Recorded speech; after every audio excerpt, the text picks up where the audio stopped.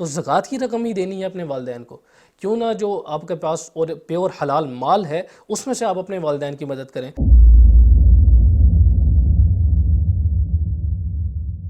زکوٰۃ سے متعلق یہ سوال کیا جاتا ہے کہ بہن اپنے بھائی کو اور بھائی اپنی بہن کو زکوٰۃ دے سکتا ہے یا نہیں۔ اسی طرح یہ بھی سوال کیا جاتا ہے کہ باپ اپنی بیٹی کو یا باپ اپنے بیٹے کو، یا اسی طرح بیٹی اپنے باپ کو یا ماں کو، اور بیٹا اپنے باپ یا ماں کو زکوٰۃ دے سکتے ہیں یا نہیں، اس کے متعلق لوگ سوال کرتے ہیں۔ تو ایک اصول یاد رکھنا چاہیے کہ جن سے انسان کا نسب وابستہ ہوتا ہے ڈائریکٹلی اور انڈائریکٹلی، نسب وابستہ ہونے سے کیا مراد ہے کہ جن سے انسان کا نسب چلا ہے ڈائریکٹلی اور انڈائریکٹلی، جیسے کہ انسان کے والد ہیں، اس کے دادا ہے، اس کا پردادا ہے، اسی طرح یہ ڈائریکٹلی ہو گئے۔ اور انڈائریکٹلی کون ہے؟ انڈائریکٹلی جو ہے وہ نانا ہے، نانی ہے، اسی طرح اوپر تک اوپر تک چلتا جاتا ہے، تو ان کو آپ زکوٰۃ نہیں دے سکتے۔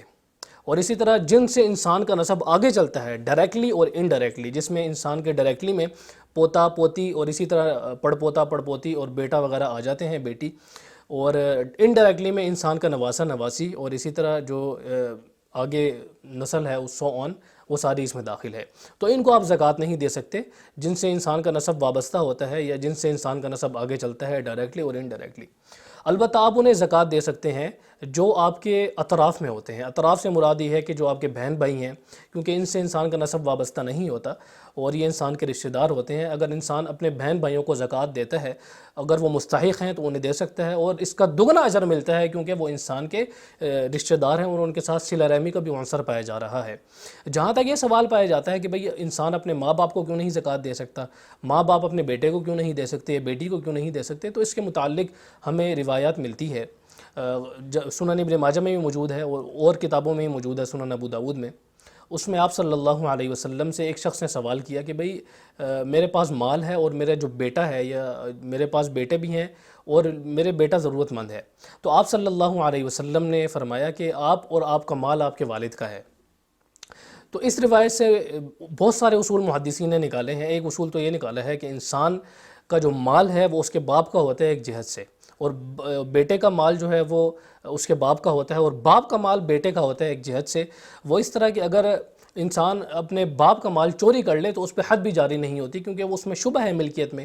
ایک طرح سے جو باپ کی ملکیت ہے وہ بیٹے کی ہے اور بیٹے کی ملکیت باپ کی ہے، تو دونوں میں کوئی ڈیفرنس نہیں ہے۔ اس لیے آپ اپنے جو بیٹا ہے، جو آپ کے اصول اور فروع ہیں، ان میں آپ زکوٰۃ نہیں دے سکتے۔ اس کی وجہ یہی ہے کہ آپ کے جو اصول اور فروع ہیں اس میں زکوٰۃ کی یہی روایت بنیاد بنایا گیا ہے۔ اور دوسری بات اس میں یہ ہے کہ زکوٰۃ کی رقم تو ایک ایسی ہے جو کہ مال کا ایک میل کچیل سمجھا جاتا ہے، تو کیا آپ اپنے ماں باپ کو میل کچیل دیں گے؟ آپ اپنی بیٹی کو میل کچیل دیں گے؟ جو شخص زکوٰۃ نکالتا ہے وہ مال والا ہوتا ہے، اس کے پاس مال ہوتا ہے، وہ مال کے ذریعے اپنی اولاد کی، اپنے ماں باپ کی مدد کرے۔ انسان اپنی پوری زندگی لگا دے تب بھی اپنے ماں باپ کے جو ان پر احسانات ہیں وہ نہیں اتار سکتا۔ اپنی پوری زندگی خرچ کر دے، اپنا پورا مال خرچ کر دے، تب بھی انسان اپنے والدین کا احسان نہیں چکا سکتا۔ تو زکوٰۃ کی رقم ہی دینی ہے اپنے والدین کو، کیوں نہ جو آپ کے پاس اور پیور حلال مال ہے اس میں سے آپ اپنے والدین کی مدد کریں۔ آپ کے پاس جو پیور حلال مال ہے اس میں سے اپنی بیٹی کی مدد کریں، اپنے بیٹے کی مدد کریں۔ تو زکوٰۃ کی رقم اپنے بیٹی کو نہیں دے سکتے، والدین کو نہیں دے سکتے، اپنے بہن بھائیوں کو دے سکتے ہیں۔ تو یہ چیز یاد رکھنی چاہیے، اور اس میں بہت ساری کنفیوژنز ختم ہو جاتی ہیں۔